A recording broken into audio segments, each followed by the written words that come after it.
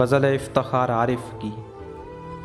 بکھر جائیں گے ہم کیا جب تماشا ختم ہوگا، بکھر جائیں گے ہم کیا جب تماشا ختم ہوگا، میرے معبود آخر کب تماشا ختم ہوگا۔ چراغ حجرائے درویش کی بجھتی ہوئی لو ہوا سے کہہ گئی ہے اب تماشا ختم ہوگا۔ کہانی میں نئے کردار شامل ہو گئے ہیں، نہیں معلوم اب کس ڈھب تماشا ختم ہوگا۔ کہانی آپ الجھی ہے کہ الجھائی گئی ہے، یہ عقدہ تب کھلے گا جب تماشا ختم ہوگا۔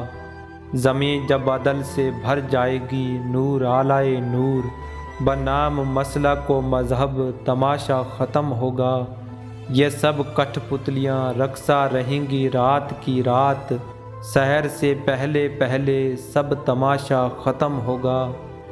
تماشا کرنے والوں کو خبر دی جا چکی ہے کہ پردہ کب گرے گا کب تماشا ختم ہوگا۔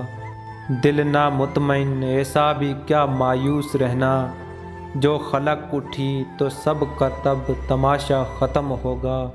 بکھر جائیں گے ہم کیا جب تماشا ختم ہوگا، میرے معبود آخر کب تماشا ختم ہوگا۔